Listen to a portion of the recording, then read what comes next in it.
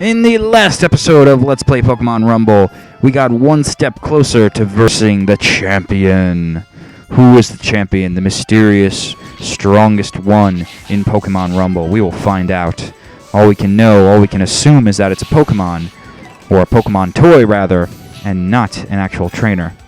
Because in Pokemon Rumble, it's all about the Poke-Toys. Which still sounds very strange, sounds very slightly erotic. Poke-Toys. Depends upon where you're looking for this shop called... Nah, I'm not even going to go into it, but... let me just tell you this. Bad flashbacks of innocent scanning the internet days. Typing in Poke Party. Yeah, not a pretty sight. I don't even think it exists anymore, but those were the days before I knew anything about Google Safe Search. Even I think it was before the days before that was invented, which sounds very strange saying that, but I was around at when the internet was really just picking up, really starting to get on its stride, and people starting to use it more often. It was definitely at the point where you could search anything and there would be something that would come up. I'm not that old. I was born in 1992. But still, it's an interesting time to be alive, and especially for people who are younger than me, who even more so are entangled with this thing called the internet and technology in general. It's fascinating, but the true technical overview of this, or comparison or analogy you can make here, is that kids today have more technology on them at all times than NASA did when launching someone to the moon. Can you believe that? More technology on them, just in their pocket, or clipped to their belt loops, whatever the case may be. They're going to have more technology, or already do have more technology, than NASA did back then when sending someone to the moon. It's nuts. It's absolutely nuts. Ah! Haha. You didn't hit that. But I can hit you! Vileplume. And by the way, for the sake of actual in-game discussion, I like to switch up lots of my Pokemon here so you can see the different character models, because they are pretty cool looking. Aside from the fact that they don't do much, they do look pretty cool. And I can't fault Nintendo or the Pokemon Company for that. The only reason I fault them, well, I can't really because it's a WiiWare title, but still, I would like to see full character models like in Poke Park Wii Pikachu's Adventure. That's just my preference, but still, I think that these models do have a place in the Pokemon ethos, and they do look nice. So, I don't mind that they're in this mini-game that's not really worth picking up, but it's a shame they couldn't do more with them.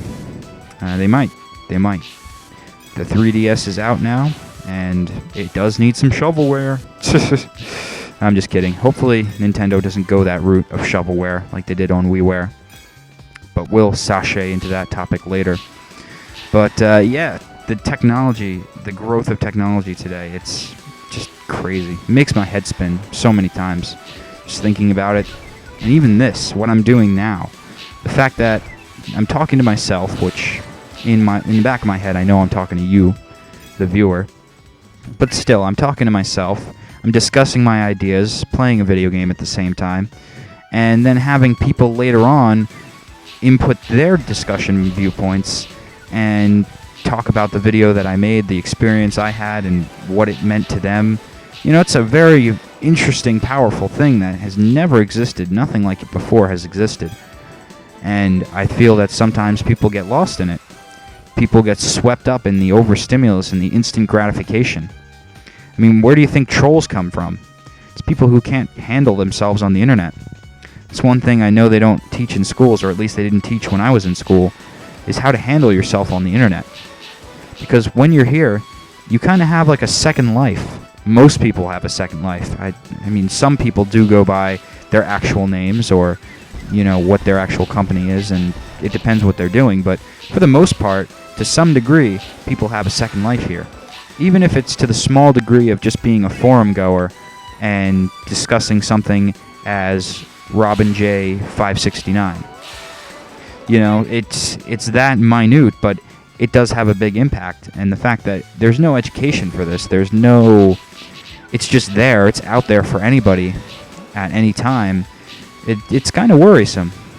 And I mean, it makes sense when we find people like trolls out there, because it's these people who can't handle the overstimulus. And man, this would be a lot better with a circle pad, like on the 3DS, but not the directional pad, because look at this, they have such rigid shooting. I guess I could just shoot these little, what are these, like acid balls? I don't even know. I don't even bother to remember the attack names when I check them out, but these acid balls that I'm shooting at these Raichus here, this at least adds a slight difficulty hump because I have to aim. But anyway, going back to the internet, I really feel as though there should be some kind of course or some kind of portal for people to look at right on as the first time they're getting onto the internet. And I don't know how late or how early people go onto the internet now. I could imagine it's quite early that they go on, because it's intertwined and ingrained in their households. So it's only a matter of time before kids would discover it for themselves. But that first experience, it should be taking them to a portal to tell them what it's all about. Like, hey, here's a situation for you to collect with the collective consciousness, or connect with the collective consciousness. And you could be a really cool person, add your own ideas, and further the cause. It's not really a cause, but it's just this swirling entity that we're all a part of every time we log on. So you can actually contribute to that, add your own opinions, add your own ideas, and inspire new thoughts. Or you could be a complete douchebag, you could be a troll, and you're just going to get banned from everywhere. But you're going to get instant gratification. You're going to get people to realize, hey, look at me, hey, look at me. That's another classification of troll. Not just the people who don't know what to do on the internet and don't know how to handle themselves. They take this anonymity thing a little too far, and they take anonymity and turn it into a lack of accountability. It's not even the fact that people don't know your real name, but it's just an excuse to be an asshole. There's that type. But then there's also the type of person who maybe didn't get enough attention as a child, and so they don't really have perhaps a skill that they could contribute to this collective conscious, this ethos, but instead they just get argumentative, because what that does is it just offers an immediate response, an immediate knee-jerk reaction from at least a couple people. You got to figure, for somebody who's been ignored all their life under whatever unfortunate circumstances, to just go onto a forum, and I don't care. Oh, if I get thunder raped, yep, don't care. But, for somebody in those kind of unfortunate circumstances to come online and then just be instantly greeted with at least some kind of recognition, even if it's negative. But you could be self-assured, at least in your own head, thinking, oh, those people online, they're freaking crazy, man. I was having an argument with these guys on this forum. And so then you get locked into this pattern of being a complete douchebag and a troll. So that's where I think trolls come from, and how I feel the internet, while a very powerful medium, something that we don't completely understand all well ourselves. But, there's a lot of things we don't completely understand that really would be due for some understanding courses and just taking a little bit of time to step back and look at what these things are all about. But of course, it's never going to happen in our society. So I, DeoGenZ, offer a respite to all of you. Definitely take a hiatus once in a while from your online experience, because you never really get to question what it is when you're wrapped up in the middle of it. You just see it for how it appears to you at the time, but once you take time to step back from it and question what it's all about, then you can get into some interesting ideas. And I will say this, I have noticed that the bosses are a lot harder to defeat. Just seems like they have a bit more resistance on the super ranking, which is good, because if they were as easy to beat as the A-level bosses, which they're not that far off, I would be extremely disappointed.